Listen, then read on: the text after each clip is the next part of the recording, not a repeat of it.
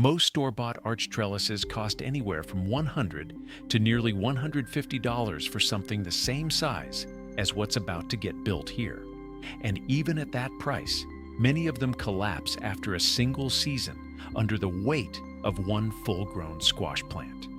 There's a piece of equipment originally built for cattle that's sturdier than almost any garden trellis on a retail shelf and costs a fraction of the price. This video walks through, step by step, how to turn a single piece of equipment into an arched trellis tall enough for someone over 6 feet to walk underneath standing upright. You'll get the exact costs, the tools needed, and what actually grows on a trellis like this, from beans to melons that seem far too heavy to support vertically. By the end, it'll be clear why one item from the farm supply store can completely change a garden layout, and why almost no one in a regular garden center will ever mention it. Anyone setting up raised beds runs into the same problem eventually. Space. Squash, melons, and beans sprawl across the ground and end up using several times the footprint their actual root zone requires. Going vertical solves that, but it introduces a second problem most gardeners don't expect. Most trellises sold for that exact purpose aren't built to carry real weight. The most common fix, the one found in most gardening guides, is an arch built from thin wire fencing. The problem? Thin fencing bends under the weight of anything heavy, like a full-grown melon. So the plants that would benefit most from going vertical, the heaviest producers in the garden, are the worst served by the standard solution. The more practical alternative is often sitting on a farm somewhere, cattle panels, originally built to contain a half-ton animal, and for exactly that reason, sturdy enough to carry the weight of several mature squash plants without sagging, without bowing in the middle, and without needing to be replaced every year or two. What's actually needed? First, a cattle panel. According to manufacturer specs, in this case 18 feet long, priced anywhere from $20 to $25, depending on the supplier. Comparing prices across a few suppliers can make a difference of several dollars per panel. And that adds up fast across multiple arches, especially for anyone planning to build more than one. Second, 2 T-posts. Price varies by supplier here too, running up to about $5 each on the high end. 6-foot posts are sufficient. A 7-foot post works about as well, just with slightly more length driven into the ground for stability. Third, zip ties for fastening.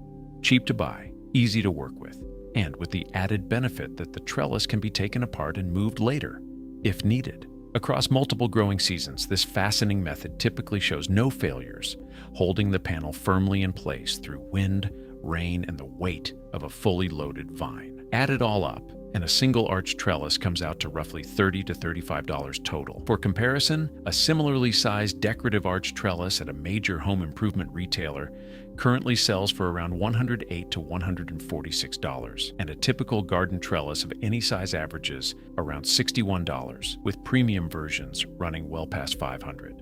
That means the cattle panel version costs somewhere between a third and a tenth of a comparable store-bought option. While being built from thicker welded steel designed to restrain livestock rather than thin decorative wire, meant mainly to look nice. The build follows the same basic process, whether it's going into a raised bed or straight into the ground. Step 1. Drive the first T-post into the ground, notches facing the person doing the work. In a raised bed, leave a bit of space between the post and the bed edge. That gap gets used later for planting right at the base of the arch. Important detail: don't grip the post too high while driving it in. If it kicks back, it can strike the hand holding it. Step 2. Lean the cattle panel against the first post and bend it into an arch toward the opposite side. This is typically a 2-person job. One person holds the panel in place, while the second sets the second T-post upright against it and drives it in.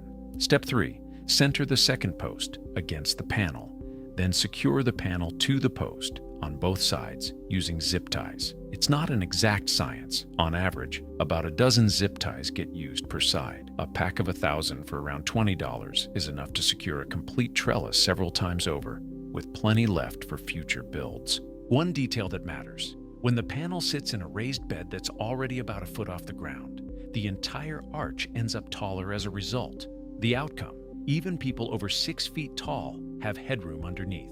Set directly into the ground, the arch comes out shorter, but is generally still tall enough for an average height person to walk through comfortably. Now for the actual payoff. What can a trellis like this handle? Arches built this way typically support scarlet runner beans, lima beans, pole green and yellow beans, pickling and slicing cucumbers, a large winter squash variety called warded Incan cream puff, grown from a single seed that can cover an entire trellis on its own, plus dried pole beans, yard-long beans, and several melon varieties ranging from the larger banana melon down to smaller varieties like Collective Farm Woman and Kajari melon. Larger melon varieties need extra support so the fruit doesn't tear free under its own weight. Common fixes include produce netting or improvised slings made from pantyhose. A tomato variety called Climbing Triple Crop can also be grown on a trellis like this. According to its description, it's said to vine up to 14 feet. With plants this heavy and densely loaded, the difference between a sturdy metal panel and thin wire fencing becomes obvious fast. One holds, the other sags. The real question is, why do most home gardeners end up paying more for something weaker when a cattle panel costs a fraction as much, holds up better, and supports more yield? Part of the answer sits in where these two products are actually sold. Decorative arch trellises are marketed as garden decor, sold in the same aisle as ornamental planters and stepping stones, dressed up with scroll work and powder coating aimed more at curb appeal than load-bearing strength. Cattle panels are sold at farm supply stores filed under livestock fencing. Anyone who doesn't regularly shop at an agricultural supplier simply never sees this item sitting on a shelf next to potting soil and watering cans. It's not that it's hidden, it's just stocked for an entirely different customer. Another factor, an 18-foot length looks unwieldy at first glance compared to a compact retail trellis that ships flat-packed, until it becomes clear the panel can just be laid flat at the end of the season and reused the following year, with no rust-through, no snapped welds, and no warping. Anyone reworking their garden layout can take the trellis down easily. Anyone who wants to leave it standing can do that just as well. Cattle panels aren't limited to arches either. Cut into thirds and joined at the top with zip ties, they become teepee trellises. Mounted across 3 T-posts, they can carry peas or beans along their full length and set about 18 inches off the ground. They create tomato trellises with extra vertical clearance for climbing.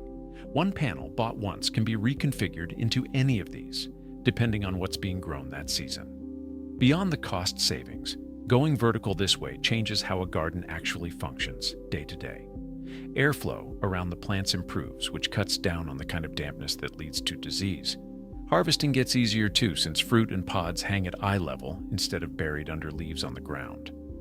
And a row of arches covered in vines simply looks more finished than the same plants sprawled flat across the dirt. One piece of equipment built for cattle, and suddenly a garden's usable growing space doubles without adding a single square foot, at a fraction of what a garden center would charge for something that won't hold up nearly as long. Anyone planning their next bed should be asking, where could an arch go here?